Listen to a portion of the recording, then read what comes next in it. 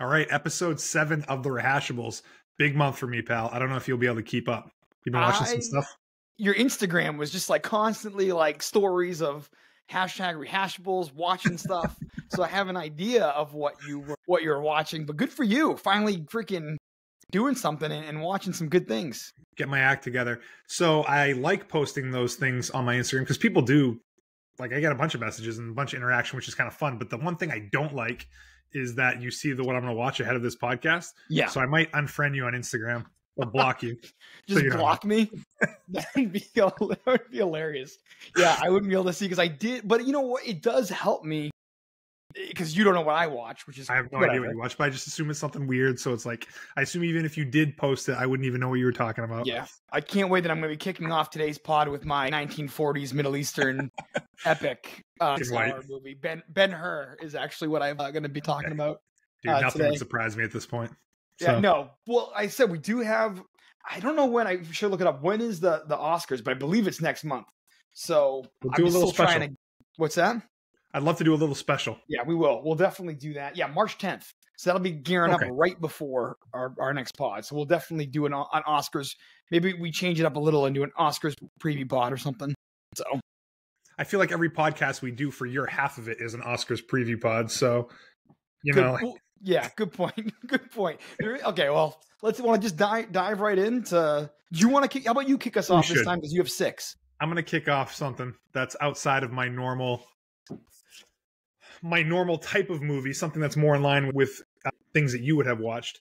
But again, just to reiterate what we're doing every month, because I feel like I don't say this enough, but This is the Rehashables podcast. We're rehashing what we do watch on a monthly basis, whether it's movies, TV shows, docs, something else if you want to throw it in the mix. Ideas is conversation that we probably have if we weren't doing a podcast, but we're putting it out because it's a ton of fun. So first movie for me is a movie that I loved. And are we doing things liked?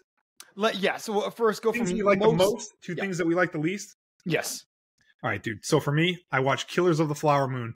It took me 21 days to watch it because it's such a goddamn long movie, but I did chip away at it and I freaking loved it.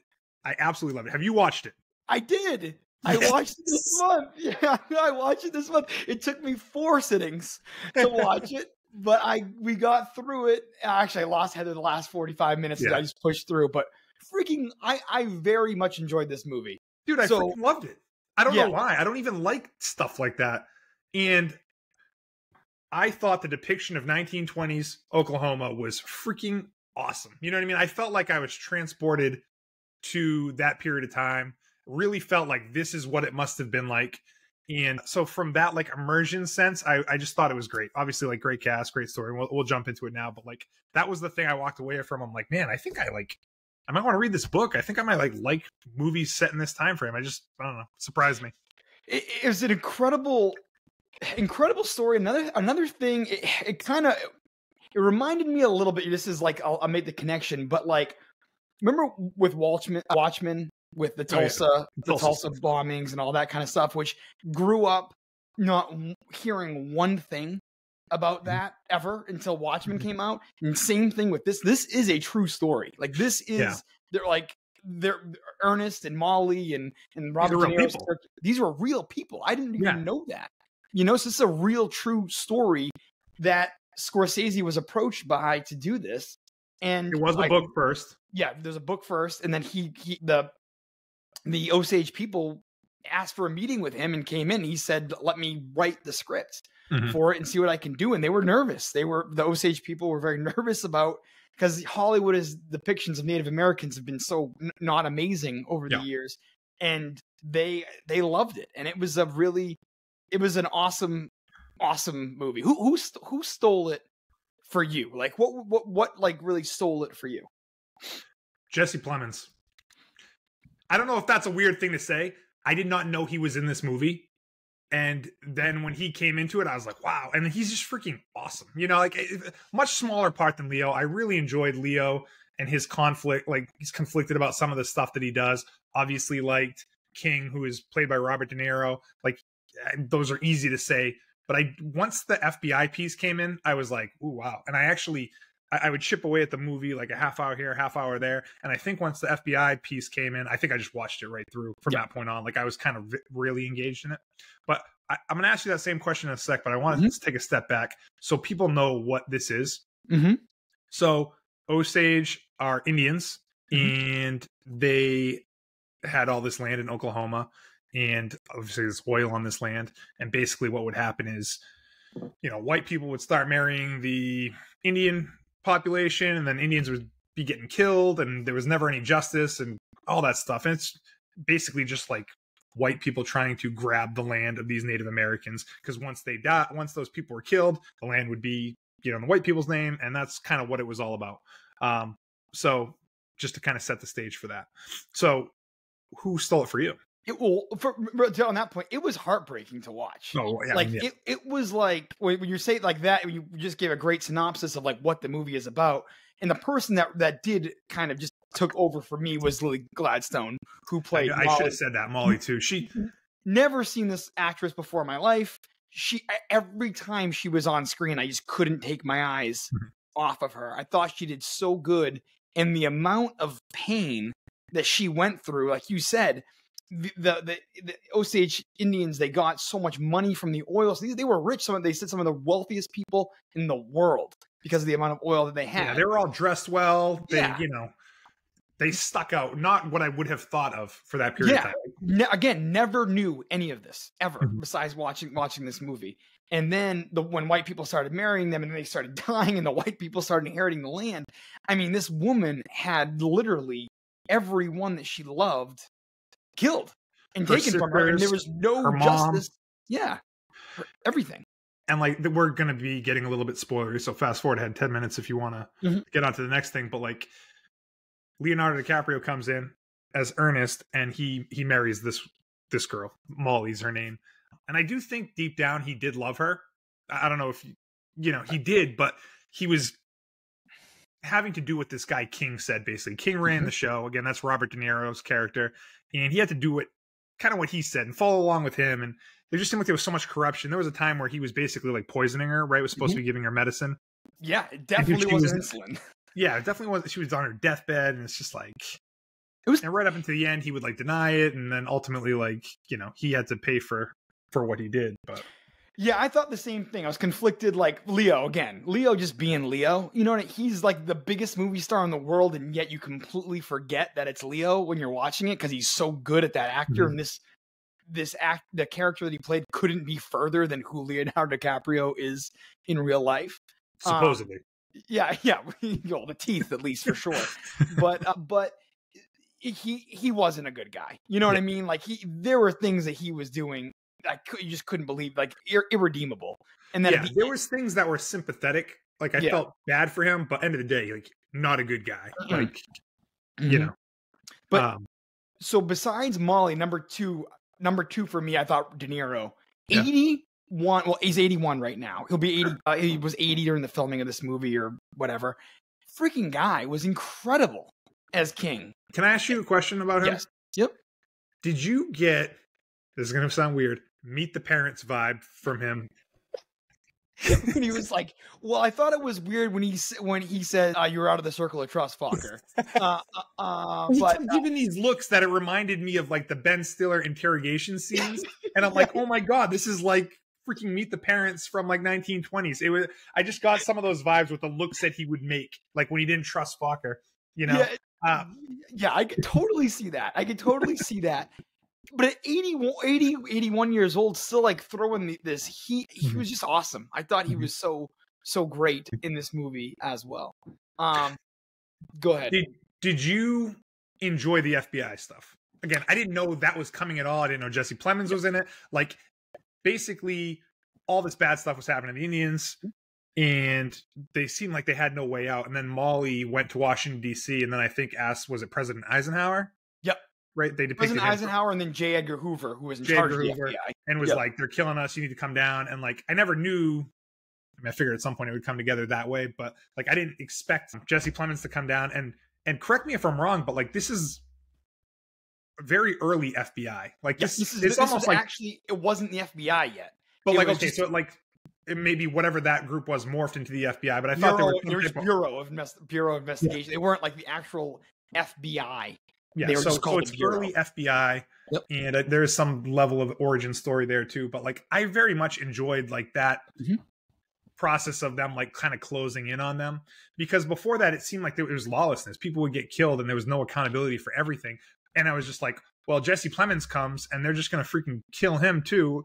But there was like a bunch of them, you know what I mean? And it almost seemed like they couldn't be gotten to at that point, which was nice. Yeah, 100%. When Jesse Plemons showed up, that was just kind of like this movie. It felt like a big movie. You know what I mean? When he showed up, it definitely made a turn. Watching Leo's character, you knew he wasn't intelligent. Leo's character wasn't very smart. He was like he was doing kind of what he was told, but he wasn't a smart guy. Yeah. Jesse Plemons immediately knew something was going on. Yeah. And he was kind of smarter than him and did it. And you talk about him being surprised. How about Brendan Fraser and John Lithgow? Totally. I didn't know those guys were in that movie. Yeah. That was awesome. Imagine being in those courtrooms back in the day. And I think they got them to delay something. And like Ernest had to go into a room and see King, see Brendan Fraser, see like all those guys. Yeah. And it's just like so much pressure to change his story about, because he basically he was going to turn on King at one point. Again, Robert De Niro's character. And then they pulled some little stunt in the courtroom, got him back, and he kind of changed his mind. And he ultimately did, you know, maybe that's like the one good thing that he did, but just seemed like so much pressure back then. It must have been crazy to be part of that time. Yeah, and you said this a little while ago, the lawlessness of it all, how like people could just literally like kill people and get away with it like nothing. You know what I mean? Well, like, I mean, you could see how King was, you know, how he manipulated getting rid of he was like playing chess. You know what I mean? He was moving chess, you know, people as chess players on the board and getting rid of them and moving them. He was a smart guy who respected, and that's obviously a terrible, terrible person. And he was in denial with basically what he was doing too. But great movie. And you look ahead at the Oscars. It looks like, I mean, the only thing that it might hit on is Lily Gladstone winning Best Actress if she can beat Emma Stone. If that we'll see. But it didn't have as much pull as maybe they thought it did a few months ago. Well, yeah. So if anyone's interested in how to watch this movie, it was released in the theaters. Yep. But this is an Apple produced movie. So it is on Apple Plus. If you have Apple Plus, like that's how I watched it. I had been kind of waiting for it to show up on Apple Plus so I could watch it for free. You could obviously buy it on iTunes or Amazon Prime or wherever you buy movies. But this had a theatrical release and is now on Apple Plus. Rating on IMDb 7.7 out of 10. That's not great. I gave it a freaking A. Like I thought it was great. I don't know why it wasn't better received than it was. Maybe it's the subject matter, dude. I don't know. Maybe people don't love stories about Indians or what, you know, like. You know, I think the biggest thing, and this is what happened with Scorsese's last movie when he did Irishman and all this kind of stuff, it's the length. And that was such a factor for us too. You know what I mean? I thought from beginning to end, it was a awesome movie. It flowed nicely. It was beautifully shot, great acting. It felt like a huge movie. But I think a lot of people can be like, I wish this was an hour shorter. But, you know, Goodfellas is still number one for me, and The Departed and that sort of stuff from Scorsese. But I thought this was a great movie. So I liked it a lot more than I thought it would, like I said. So I'm super glad I watched it. I would highly recommend anyone watching it. It is long, 3.5 hours, chip away at it, but a very cool story about something in the United States past that I think you probably learned something from. Yeah. And talk about, it's a big movie for old guys between him and De Niro. He's a year older than De Niro, so Scorsese, and he just signed up for another movie, I think, with Brad Pitt called The Last Critic that he's going to be doing or something. I think with Brad Pitt. So he's still churning them out. Talking about Quentino? Oh shit, you're right. I am talking about Quentin Tarantino, not Scorsese. Quentin Tarantino, that was Tarantino's last movie. Yep. You're more of a movie guy than I am. I'll cut this part out for you. Oh, perfect. Yeah, thank you. Thank you so much. Keep my credibility going. I love it, dude. So I'm glad you watched it. I was hoping I put it out there with enough time. Yeah. So maybe I won't block you on Instagram. So you can, okay. So you can know what I'm watching and catch up. That was great. Why don't you go on to the next thing that you watched? So that was my number one. So that we'll say that for reference. Right. My number two, and this might be a little bit of a surprise. It's on Netflix. It's on Netflix movie, but it is on Netflix. Have you heard of the movie called Dumb Money? I've seen it. Because I've freaking been browsing Netflix like crazy trying to find the next thing to watch. Yeah. Tell me about it. You would love this damn movie.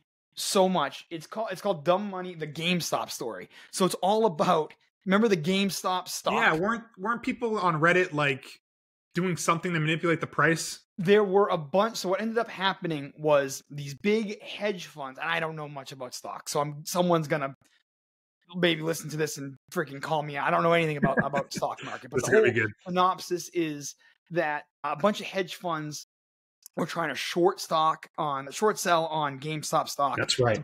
To bring the price down.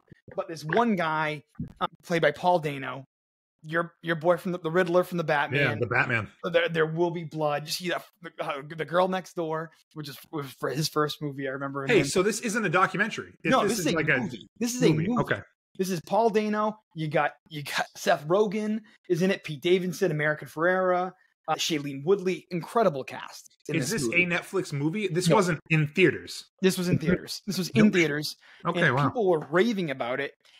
It reminded me a lot of Air, which I know you somehow still did not get through, but it's like an hour and 45-minute simple movie on like one topic that's just fun to watch. You just can kind of forget about things. It's awesome. So Paul Dano's character, I'm not giving anything away. This happened, ended up kind of leading this revolution for a bunch of people online to buy into GameStop stock, even though these hedge funds were shorting it and people were buying it and they were not selling it. And the stock kept going up and up and up. And because the hedge funds tried to short it, they've lost billions of dollars. And then something crazy shady happened with Robinhood, the online stock trading website. They did something shady. Portnoy, even his real footage makes an appearance in this movie because he had the Robinhood guy on.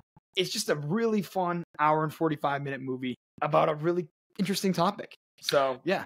Very, very interesting, because I was joking around with Tara this weekend. I'm like, my favorite new show to watch is just browsing freaking Netflix and every other streaming service I have while I try to find the next thing that I watch. I feel like I spent like a half hour going through every single streaming service, but I did see Dumb Money on there. And the thumbnail or whatever you want to call it didn't catch my eyes. I didn't look at the description of it. I saw it and I'm like, that sounds like a doc to me. And maybe at some point I'll get around to it. Did not realize at all what it was. And that sounds like an awesome. Even more appealing, this guy, the real guy, Keith Gill, Stonehill guy. Went to Stonehill. Oh, no kidding. So, he went to Stonehill. I did know that. Yeah. In 2009. So he probably graduated with some of my buddies that were there. But just the amount of money that they ended up doing, it's just a good story. So America Ferrera, she was great in it. She had 2 big movies this year. Yeah, so I would highly recommend that. It was probably the second most enjoyable thing I watched. Wow. I love it. Jeez, I can't wait to hear what else you watched. I think Tara would like that one too. It reminded me you ever saw The Big Short?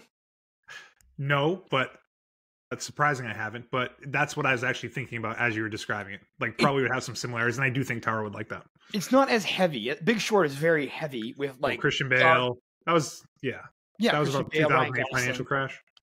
Yeah, very heavy. This was a little bit more of a simplified story, but it's just really well done. So that's what I watched this month. Love it, dude. I think I'll probably actually watch that before long. I think you'll like it. All right, ready for my number 2? Yep. Number 2 thing to rehash this month is something that I had to break up into 2 parts over a very long period of time. Finally came around to it, and it's The Last of Us, the TV series on HBO, or on Max, I should say now. Yeah, I forgot you watched it. Yes. Dude, I freaking loved that show. I thought it was fantastic. So you watched the whole thing at the time it came out. So let's dive in wherever you want to go. Let's dive into it. So this is a series, first season of a series on Max or HBO. I don't know how to say it. I feel like no one knows what I'm talking about when I say that. It's HBO. I hardly even know what I'm talking about when I say that. Anyways, so it came out, I think, last January, right? January 2023? Yes. February? Early in the year. Yep. And I thought it came out hot. So basically it's a post-apocalyptic show, which is, again, right up my alley. But it's not like the normal zombie show. It's fungus related, which I think is a different take on that whole situation than you would see on something like The Walking Dead or other zombie type shows. I should also say this is based off of a video game, a popular video game that they turned into this TV show. Anyways, so it's like fungus takes over the world and turns these people into zombies. But as any of these zombie shows go, it's not the zombies that's the show. It's the it's the atmosphere, it's the people in it, the relationships, the tension, all that sort of stuff. So it actually starts in Boston, with a guy, and the first Well, he doesn't start in Boston. He ends up in Boston after the first night. But I want to mention that, like, this guy has a daughter, and basically they depict the first night when all hell breaks loose in the world and the streets. It's crazy. People are dying, turning into these zombies. He's trying to get away with his daughter. I think his brother's with him. You know, there's interaction with a cop, and ultimately leads to his daughter dying in his arms. And I found that to be very emotional. If I'm not gonna lie, like I had eyes watering for sure. Like I found it to be very emotional, and I was like, wow, this is going to be freaking amazing. What did you think after that first episode? The first half hour of that season, where the opening is them describing if a fungus were to happen. Remember, like the scientists were talking, like how that would happen, and then it go into that. We love shows and movies where which I don't know what this says about us, that just depicts the world completely falling apart at like the moment an incident happens. Yeah, like minute one, you know, like that was a depiction not of a week later or a day later. It was like that moment that all hell breaks loose, and the panic that ensues, and just the chaos and people running around and you're trying to escape. And and then the scene happens where his daughter dies. I remember Waterworks coming on. Yeah, the level of quality. Let's say too. Pedro Pascal is the lead guy in this, and Bella Ramsey's the lead young girl who ends up showing up later in the episode. We've been big, you know. We've had Pedro stock ever since Oberyn Martell, who's you maybe wrote off because he's part of Game of Thrones. One of my favorite. I don't remember that character, but he was the Mandalorian and Mando. So he's been riding high. But the level, so you watch the whole series. So there are certain highlights of the whole series that I just wanted to maybe kind of talk about. Yeah, why don't we run through them? So basically, that first episode, or most of that first episode, is that part up until the point that his daughter dies. And then it fast forwards like 20 years, 25 years. And that at that point, he's in Boston, and the world is a freaking totally different place at that point. And, you know, it's what you would expect from a post-apocalyptic show, and society hasn't rebuilt, and there's pockets of people everywhere, and it's a ruthless world, all that stuff. But anyways, somehow he gets connected with this girl who's apparently immune to, you know, it's like any other zombie thing. Someone gets bit, they'll turn into a zombie or whatever. She's immune to that. So eventually he is tasked with taking her to some camp out west. Correct me if I'm wrong. Yep. Because I did watch the first Montana few episodes. Or something like that? Yeah. So anyways, like then it's his journey from Boston out west to get there. And there's some other things that we can talk about on his way out there. But like that's the premise at that point. You know, and you see like the parallels maybe between him and his daughter in that first episode, and him and this girl. You know, there's that connection. There's a lot of baggage that goes along with that. So anyways, I don't remember really necessarily what the second episode was about, but the third episode was an episode with Nick Offerman. Yep. And what's the guy's name? I just know him from White Lotus. Yeah, he was the man in White Lotus, season 1. He was unbelievable in White Lotus. What the hell is his name? Even in White Lotus. Anyways, maybe you'll get it. I keep going. But basically, this episode is more of an isolated type episode. Doesn't really focus on the guy's name's Joel, and Ellie is the name of the girl. Joel and Ellie are kind of doing something else in this one. It focuses on Nick Offerman and this other guy. Freaking, what is his name? I can't. I'm trying to find. Damn it, Frank. It was Murray Bartlett. Bartlett's his character Murray name? Bartlett. Yeah, he played Frank. Okay, Frank. Yep. What's his name in freaking White Lotus? God damn it. Anyways, so it's focused on them, and it's like a same-sex couple, 2 guys.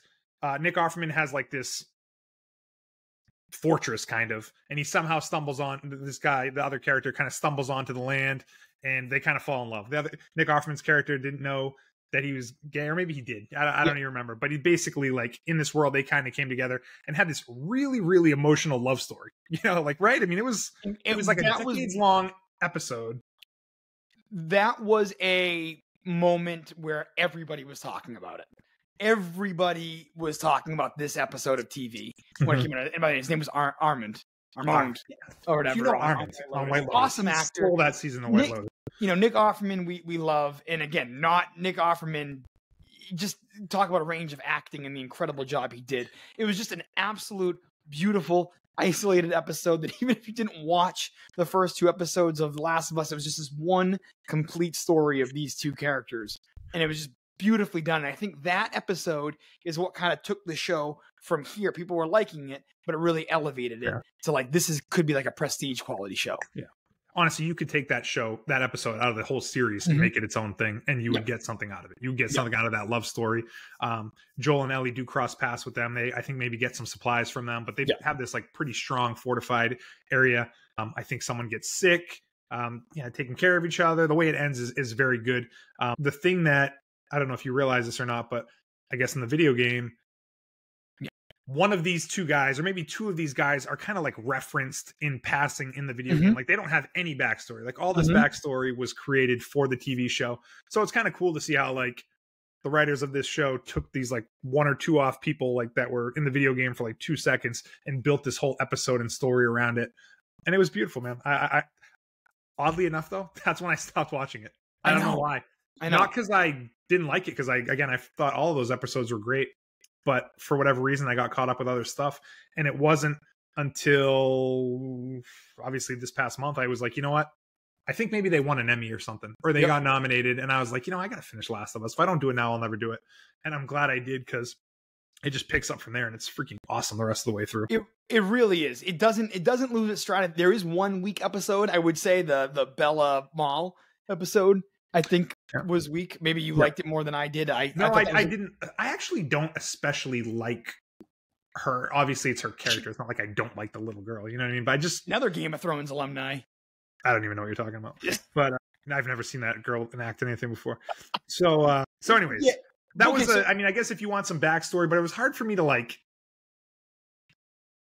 I have to understand that she has had a different upbringing than I could possibly ever imagine in that show. And she's had loss in her life, and they're in this like very rough world. Yeah. But something about her, I don't like love. You know what I mean? Like most of my attachment is to like imagining what it's like for Joel to kind of take care of her. But I do buy into their relationship overall. But that probably was my least favorite episode.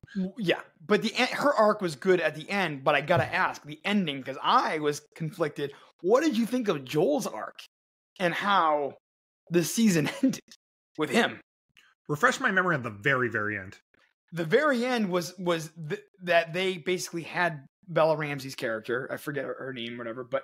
And they were trying to extract or get the blood or try to do surgery. And they thought they were gonna kill her. That was the whole thing. That these doctors were like, "Are we gonna kill one person, one girl, to literally save humanity?" And that's a crazy decision to make, and Joel is like, no way in hell. But Joel then kind of takes it to an 11. He killed like freaking 20 people. It was almost like too much. I wasn't sure how it like ended. I think maybe then he lied to her. He lied on the hillside with them two overlooking a settlement or something. She asked him, I forget the exact wording, but she asked anyone died. Did you kill them?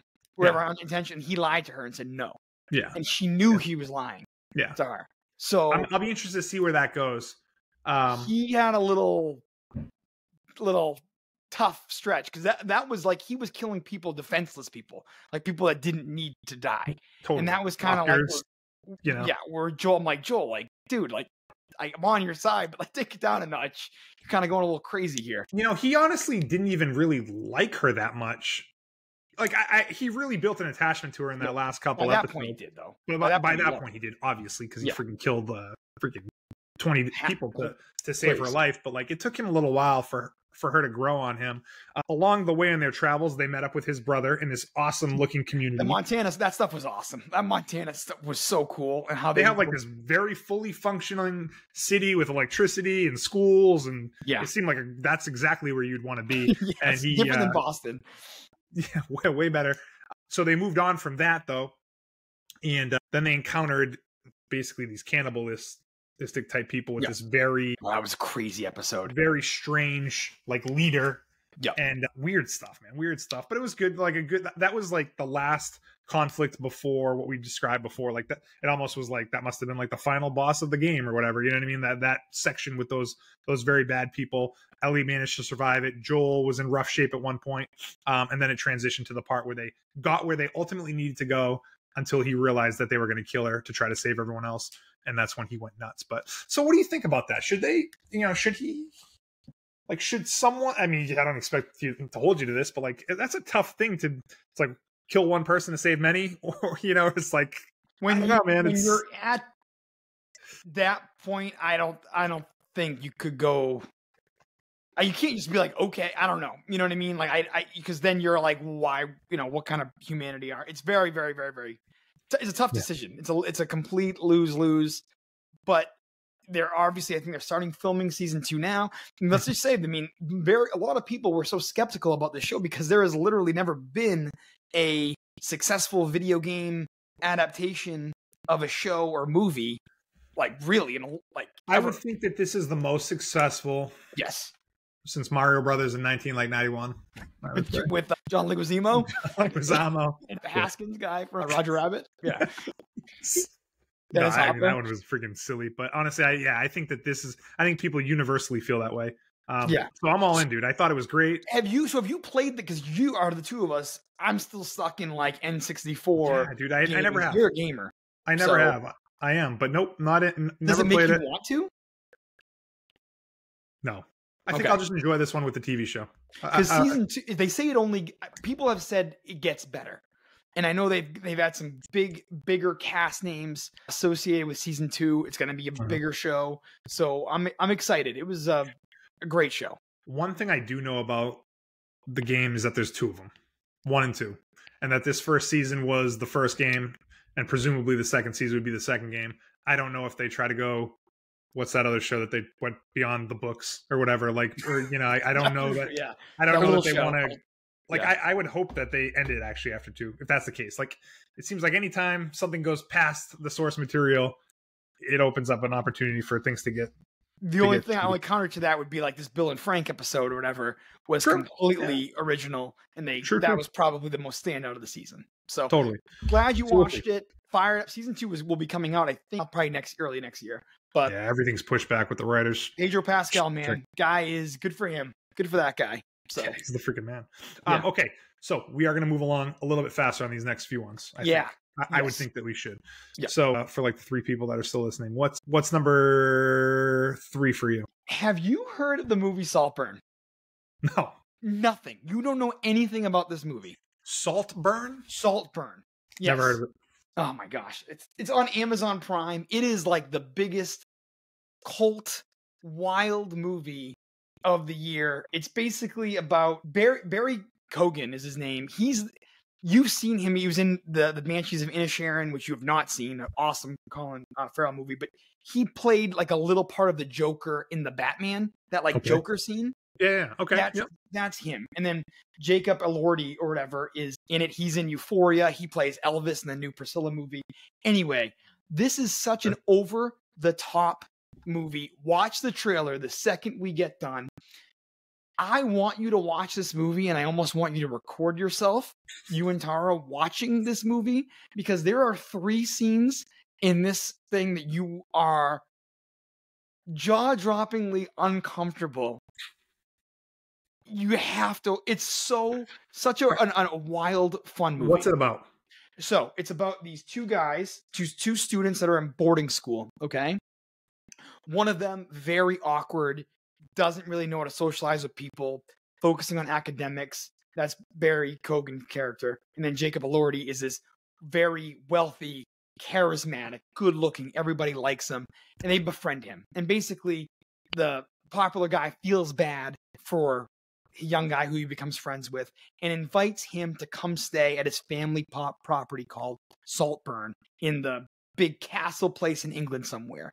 So he goes to stay with the family at this castle, and then weird things start happening, but not the way you think it would happen. It's a lot of twists and turns, but I love it.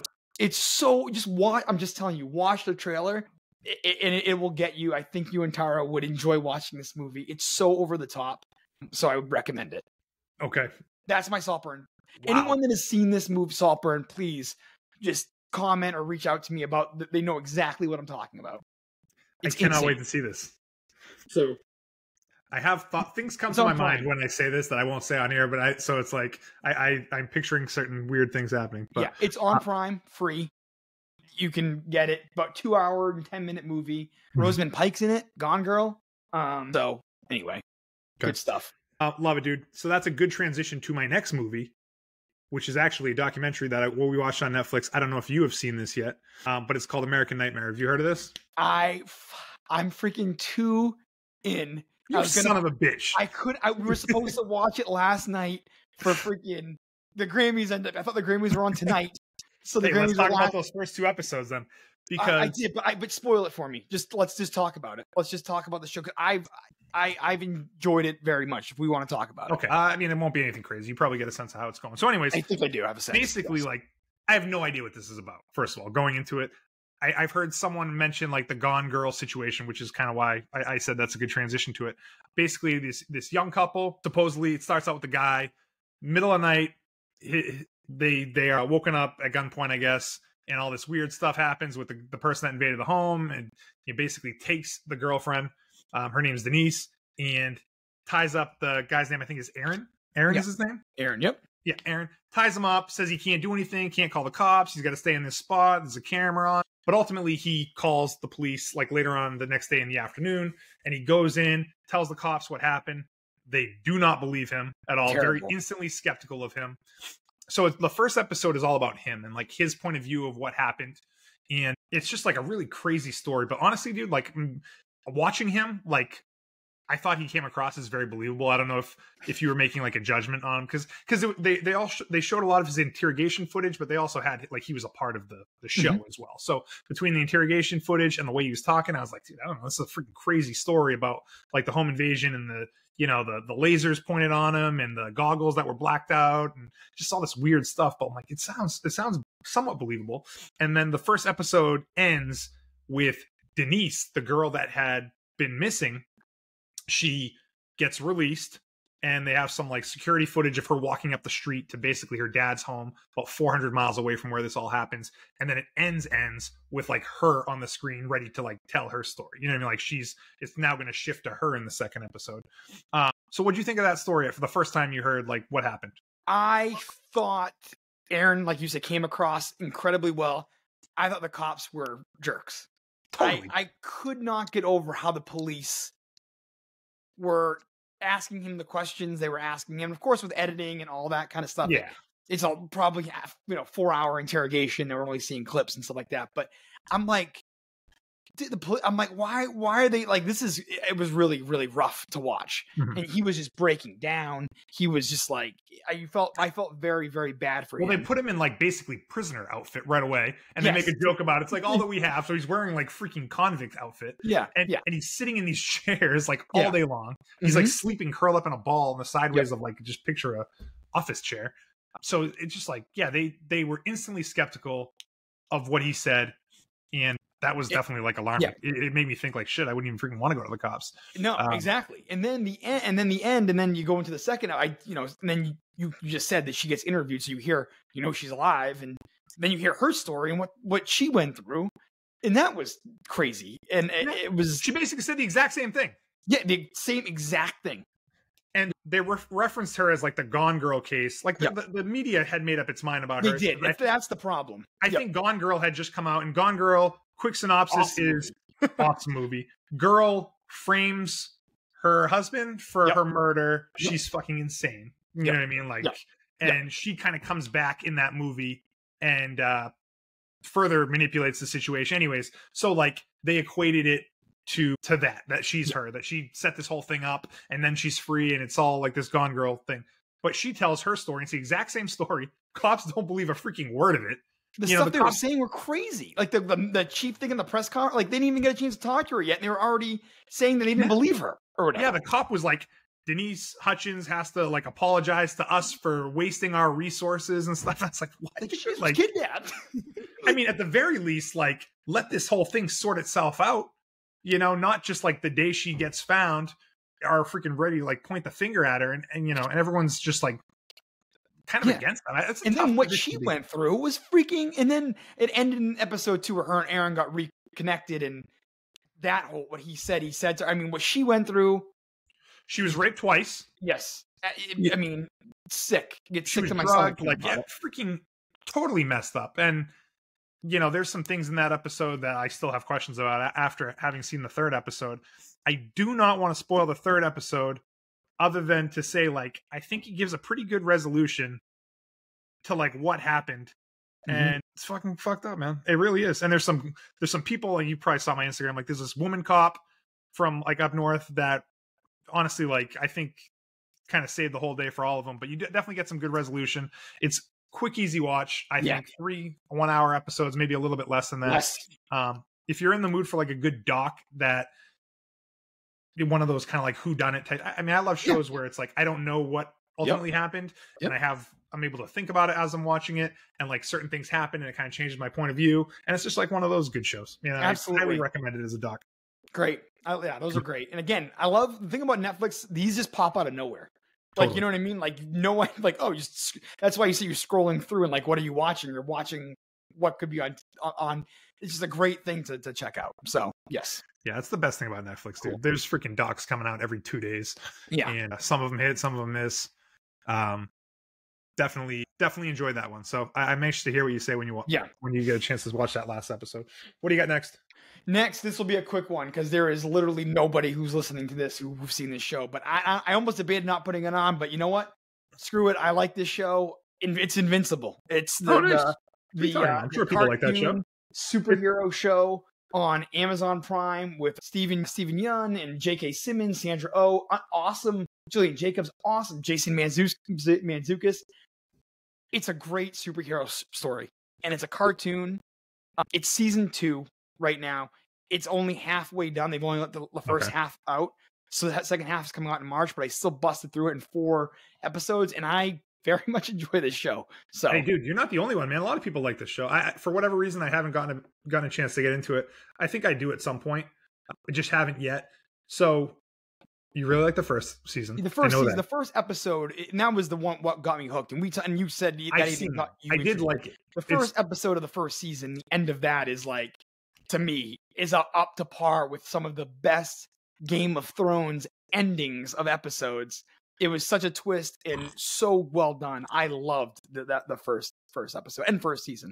So is the first 4 episodes of season 2 keep the standard of the show? Like, it's not like noticeably better or worse. Picks up right where the story leaves off. J.K. Simmons as Omni-Man, Nolan Grayson, who was his character. J.K. Simmons is just so damn likable, and even though he kind of plays a bad guy in this show, it's complicated, but it's just a really good superhero show. So if you're into, and everyone has said, and what kind of got me into it is some people have said this is the best comic book series that people have read. That the story is complete. This is a complete story that they're doing from beginning to end. And I think it'll be 4 or 5 seasons. And people have said this story is just incredible. So I'm in on this one. So. Okay, I love it. Got a question for you. Yes. Anyone listening to this, mom included, no one's gonna know what the hell we're talking about. But Omni-Man is basically an Invincible guy. Yes. Yep. I equate him in my mind to Homelander from The Boys. Yes. Who wins in a fight between Homelander and Omni-Man? Or are they like equals?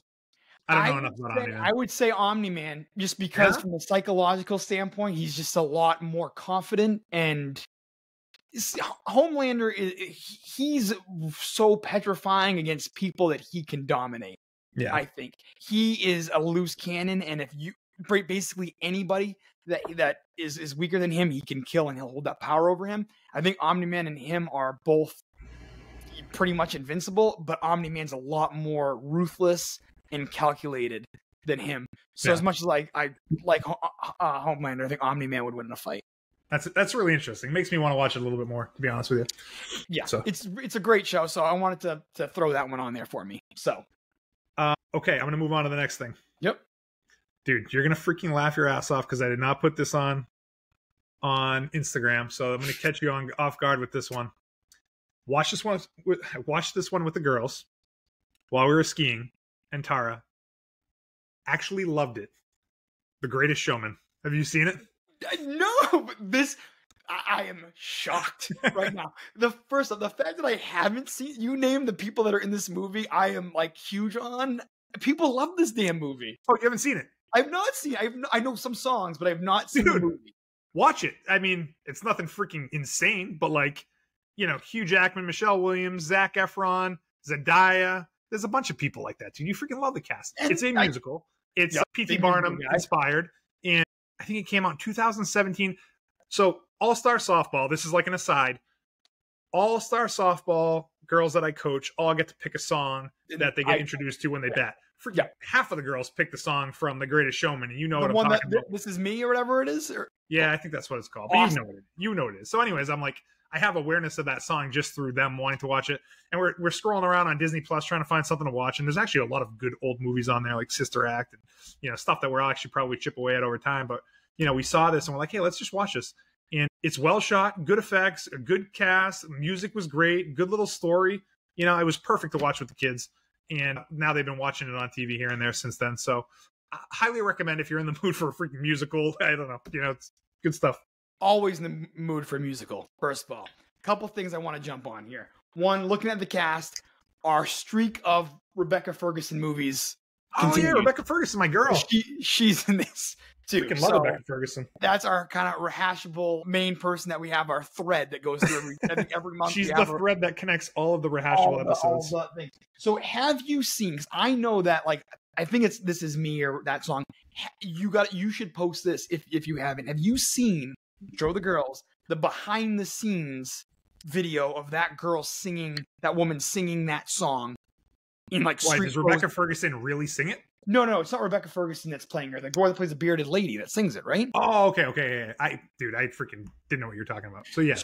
So that, yeah, sorry, I apologize. But that, you know that song, that big song you're talking about. Yeah. Watch, show the girls tonight the behind the scenes YouTube clip of that song being sung by that woman, and she sings it to Hugh Jackman in the cast. It is awesome. Unbelievable. You have to watch it. That's right. I forgot that there's that Pink song. Yeah. Okay. I know what I lost track for a second, but yeah, we listened to that song a lot before I even watched this show. So okay, it's so popular. So anyway, awesome thing. Me, big Hugh Jackman when he's not Wolverine guy. Love when he's like in musicals, and he was huge on Broadway. Jackman is a great actor. He's incredible. He's a great actor that has had an awesome career when it's all said and done. Okay, how about this for a question? This is an aside. Like, who are like the freaking Mount Rushmore of actors for you? Because Hugh Jackman is not on that level for me, but he's probably a tier down. Like for me, it's like Tom Hanks, Brad Pitt, Tom Cruise, Leo. Those guys are like, freaking A+ listers. Hugh Jackman to me is maybe like an A- lister. But like, where does he fall for you on that? Well, we're just trying to think here, because you look at some of the stuff he's been in. His range again is like so much different than all those other actors, because he got famous by playing Wolverine. Mm-hmm. X-Men was incredible. Logan is probably a top tier movie for me. Logan was an unbelievable superhero movie, isolated story about little character Wolverine. But then you look at his filmography and you get like Les Mis, which he was awesome in. Prisoners. You ever see Prisoners? No, never heard with Jake Gyllenhaal. Another incredible movie. The Prestige. Prestige is awesome. Christopher Nolan movie. So yeah, he's up there, and he's kind of a new Hugh Jackman movie's coming out. He's definitely in that top tier.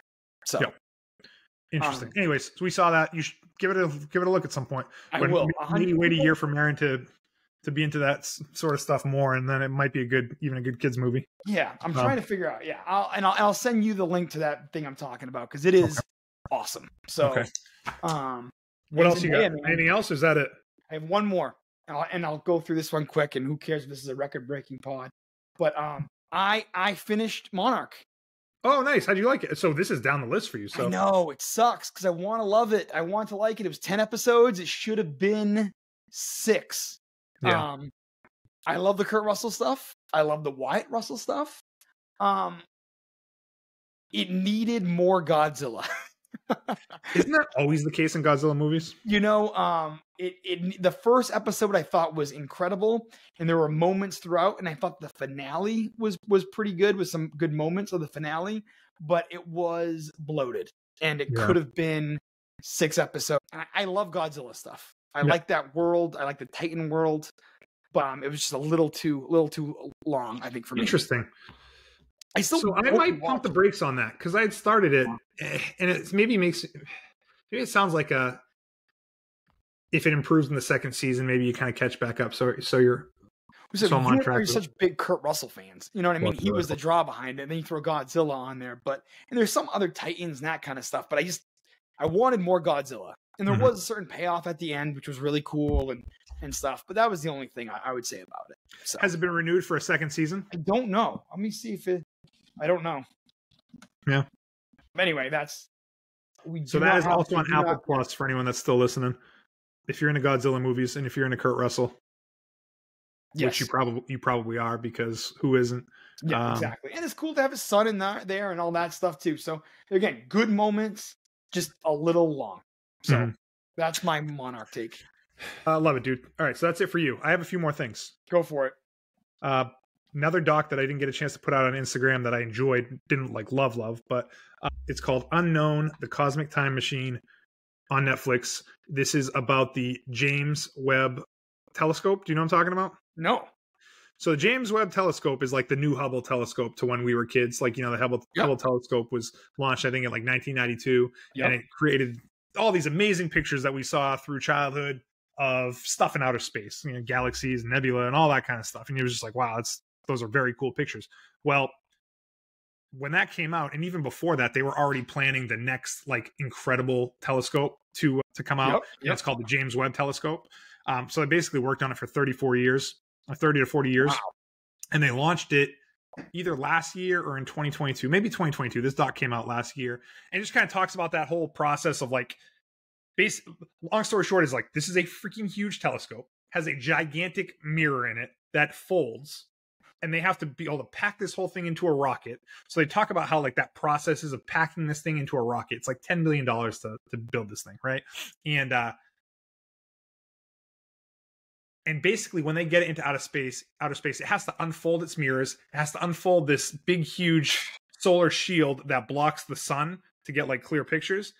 And the amazing number to me was that there's 344 single point failure potentials. Yep. Meaning that like if any one thing of these 344 goes wrong, the whole thing's freaking wasted. You know what I mean? So all that money, all that time, all these people's careers. So it's like one of those shows where you kind of get to know the people that were involved in this project over time. You can see their passion. You can see their excitement when everything kind of goes right. And it's wild. So this telescope they get it out there, and then it has to get 1 million miles away from Earth, which is 4 times the distance from the Earth to the moon. And that's where it orbits the Earth, like way out there, Dude, it's freaking incredible, man. It's like just great engineering. And it's just like one of those things you watch and you're like, wow, man, freaking human beings are pretty cool with the shit that they can do. And it worked. And, Google it afterwards. But some of the images that it's produced are freaking... I remember now. It definitely rings a bell, everything that you're saying and what it produced. And it changed everything, right? I mean, now that things that we can see, we can understand more. And oh, totally. It basically, they say it's a time machine because it can see freaking light that's like 10 billion years old, and you can get a chance to see some of the stuff in the past. And the last thing I'll say about it is the first picture they released was like this part of the sky that they aimed the Hubble telescope to when they first did it. And like, you got a good picture of like a bunch of galaxies or whatever. And it's like this freaking square inch, like space, right? Yep. And this thing, the picture it produces has like a freaking million galaxies in this like little, it was like that much more in depth than the Hubble telescope. So it was just like very like humbling. It's like, dude, this little inch space of sky looking out there has a freaking million galaxies. And again, a galaxy is, you can't even fathom how big a galaxy is. And we're not talking a solar system. We're talking a galaxy. You know what I mean? So anyways, it just like really, I don't even think that could ever put it in perspective, but it's like we're a freaking speck of dust in this. Even smaller. It doesn't even, our brains can't fathom. Yeah. So it's an hour watch. It was not the best thing I've seen, but it was kind of cool. If you're in, definitely. Again, after browsing Netflix and everything else for an hour one day is like, I got to watch something. So I picked this. Awesome. Love that. Thank you for sharing that. One last thing. I did not love this. And it was Wonka. Yeah. Took the kids to go see this. Wanted to like it. Like, not sold on Timothée Chalamet. I mean, obviously love him in Dune, but like, I'm not like, oh my God, I got to see the next Timothée Chalamet movie that comes out. Like, he seems like a good person to play Willy Wonka. This is again more of an origin story of Willy Wonka from Charlie and the Chocolate Factory. And it's good. It's well shot, good special effects. There's a little bit of music. I just wasn't into it, dude. The kids didn't love it. Nor fell asleep. I wouldn't watch it again. I wouldn't recommend it. But I mean, if you freaking love Charlie and the Chocolate Factory growing up and you feel like you need some more Charlie and the Chocolate Factory and an origin story in your life, then I mean, give it a shot. It's not the worst movie I ever saw. But anyways, that's my thought on Wonka. Do you have any interest in Wonka? I do like Timothée Chalamet more than you do. Okay. Minus 2 movies that he has been in. Little Women, which is an unbelievable movie, and then Call Me By Your Name, which is also another unbelievable movie. I'll never watch Dune, either of those. Your boy Dune, your movie Dune's coming out in 4 weeks. One of my favorite movies from a few years ago. Exactly. So we'll be doing a Dune 2 thing. But I saw the trailer, and obviously I specifically, as a 37-year-old male, aren't quite the audience for it. Kind of lost me at the Hugh Grant stuff, Oompa Loompa. I forget Hugh Grant's in it as an Oompa Loompa. There's some funny parts about him, even that he's like really a dickheaded Oompa Loompa. Yeah. He's just a dickhead. But to me, and I don't care, I know maybe it doesn't age like super well, but the original Willy Wonka with Gene Wilder. Gene Wilder is Willy Wonka. Just picking up from when he walks out to the gate to the whole everything in the chocolate factory, his depiction of Willy Wonka is so good, and I just love that. I never watched the Johnny Depp one. My heart goes. I don't like that weird stage of Johnny Depp's career. Okay, so that movie that Charlie and the Chocolate Factory was, that could be made again. Like, there is no overlap between Wonka and Charlie and the Chocolate Factory. Wonka is all about like how Willy Wonka like got to the point of having a chocolate factory. You know what I mean? There is a little of that at the end. You get a chance to see like this beautiful factory and all that stuff. But there's, they could still make that movie, and they probably should with the setup that they did. With Chalamet, you think, as Wonka then? Or? Yeah, I mean, I don't know, dude. They set it up. I mean, it must have crossed their mind. I assume that, that would loosely be the plan. And maybe that could be an endearing movie. This wasn't it for me. I loved the idea of putting the golden ticket in the random chocolate. Yeah. Like, I thought that was very cool. And the idea of like people winning it and coming together and just like, wow, what are the chances? And that wonder of the chocolate factory was cool with the old one, but that wasn't necessarily here on this one. Well, at least you watched this, and everything on this list will be things that we highly recommend. So cool. Minus that one. Yeah. Okay, pal. Anything I'm missing here? No. Only thing I said, one other big thing I guess I watched was the Grammys, which was great last night. Our big girl Grammys T guy. Swift made history. Only artist ever to win 4 albums of the year. Just casually announces she has another album coming out in 2 months. Something about poets. Tormented Poet Society? Tortured Poet Society? Tortured or tormented? Yeah. I guess, God, I know way too much about this stuff, so this is kind of funny, but I guess her ex-boyfriends have a text string called I saw that. Is it tormented or tortured? I think it's tortured. The text string is called the Tortured Something. Yeah. So the title of this album is like a play on that. Definitely. Yeah. So, which is great. Yeah. It was great. I mean, everyone thought that she was going to announce that she was going to be doing Kayla's version of Reputation, that'll be coming out. That was supposed to be the big announcement, but nope. She's just casually going to drop a brand new album. Midnight's come out beginning of last year? Because it was Grammys for last night. Yeah, so in 2023 it came out. Midnight. Or whatever. Wow. How does she have time to even make this and stuff? So she's the best. Man. I'm sure we'll all be listening to it day one. I texted Aubrey about it when it came out. I was telling you before we were laying in bed when they made the announcement. So I texted Aubrey, and she was all fired up. So yeah. Actually, I don't know that I even told Ellie or Nora yet, but they'll all be excited. I'm sure we'll listen to it nonstop. So that's it. And then obviously we mentioned Dune 2 is coming out on March 1st.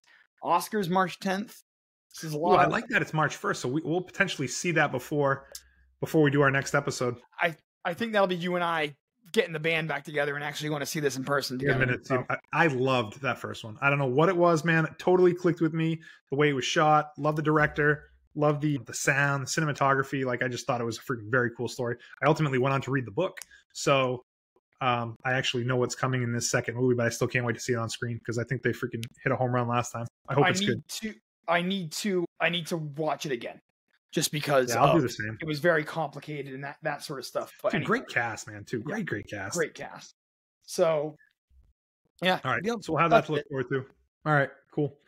All right, dude. Well, I guess that's it. Let's leave it at that. All right, cool. I'm going to send you that link for The Greatest Showman. That song's going to be in my head all day now for the rest of the day. So awesome, dude. All right, pal. All right. I'll talk to you.